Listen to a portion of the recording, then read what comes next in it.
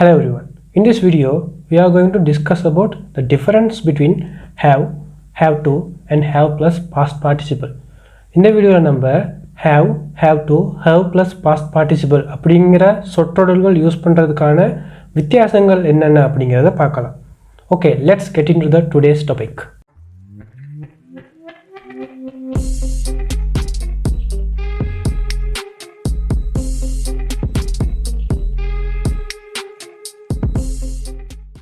Okay, first one is have. You can use have to say the things what are belongs to you. அதாவது உங்களுக்கு சொந்தமான விஷயங்கள் என்னென்ன இருக்கோ அதை நீங்கள் சொல்கிறதுக்காக have அப்படிங்கிற அந்த வேர்டை யூஸ் பண்ணலாம். For example, I have a bike, என்னிடம் ஒரு பைக் இருக்குது. ஐ ஹாவ் அ புக், என்னிடம் ஒரு புத்தகம் இருக்குது. I have tons of papers, என்கிட்ட நிறையா பேப்பர்ஸ் இருக்குது. அந்த மாதிரியான விஷயங்கள் சொல்கிறதுக்கு have அப்படிங்கிறத யூஸ் பண்ணலாம். Next one is have to. Have to is just a future thing. It means you already decided but not done yet. Also, it's not a compulsory thing. It's just an idea of you. அதாவது have to அப்படிங்கிறது எதுக்கு use பண்ண போகிறோம்னு சொன்னால், ஃப்யூச்சரில் நம்ம ஏதோ ஒரு ஐடியா ஒன்று வச்சுருக்கிறோம், ஏதோ ஒன்று செய்ய போகிறோம், பட் ரொம்ப கட்டாயமான விஷயம் கிடையாது.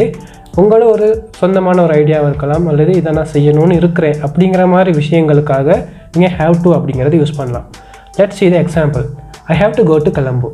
நான் கொழும்புக்கு போக வேண்டியதாக இருக்குது. I have to write an article. நான் சில ஆர்டிக்கல் எழுத வேண்டியதாக இருக்குது. I have to buy some books. நான் சில புத்தகங்கள் வாங்க வேண்டியதாக இருக்குது.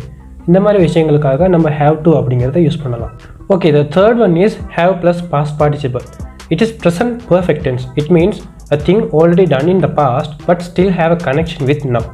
அதாவது have plus past participle அப்படிங்கிறத நம்ம எதுக்கு யூஸ் பண்ண போகிறோம்னு சொன்னால், நிகழ்கால வினைமுற்று, அதாவது ப்ரெசன்ட் பர்ஃபெக்ட் டென்ஸுக்கு யூஸ் பண்ண போகிறோம். ப்ரெசன்ட் பர்ஃபெக்ட் டென்ஸ் அப்படின்னா என்னன்னு சொன்னால், ஒரு விஷயம் இறந்த காலத்திலே நடந்திருக்கும், பட் அதன் தாக்கமோ அல்லது அதன் விளைவுகள் இன்னும் இந்த நிகழ்காலத்தோடு இன்னும் ஒரு தொடர்புலேயே இருக்கும். அந்த மாதிரி விஷயங்களுக்காக நம்ம have plus past participle use பண்ண போகிறோம். All the verbs, there is a verb list. That is verb base form, past participle. Then if you know the words, then only you can use with present perfect tense.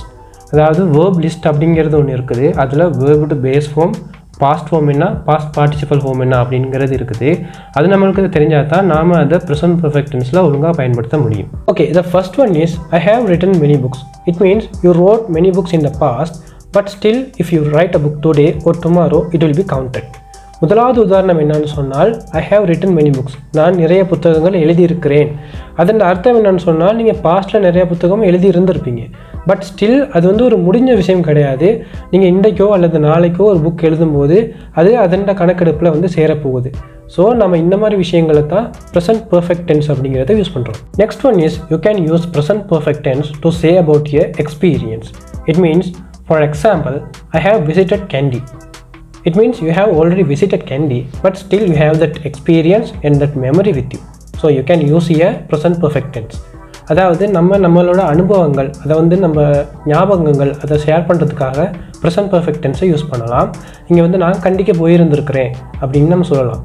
அப்போ அதன் அர்த்தம் என்னென்னு சொன்னால், அந்த கண்டிக்கு போன விஷயம் முடிஞ்சிருச்சு, பட் அதன் ஞாபகங்களோ அதன் சில நினைவுகள் உங்களோட தான் இருக்க போகுது, அது எப்போயுமே இருக்கத்தான் போகுது. ஸோ அங்கே நம்ம ஐ ஹாவ் விசிட்டட் கேண்டி அப்படிங்கிறது யூஸ் பண்ணுறோம். Here we only use past participle form. I have written. Written is the past participle of write. The second one is I have visited. Visited is the past participle of visit.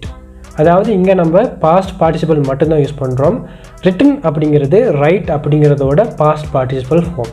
அதே மாதிரி visited அப்படிங்கிறது visit அப்படிங்கிறதோட past participle form. Okay, that's all for this video. If you like this video, give a thumbs up. If you have any doubts, give in the comment section. If you want more video like this, please subscribe to Home English. Bye.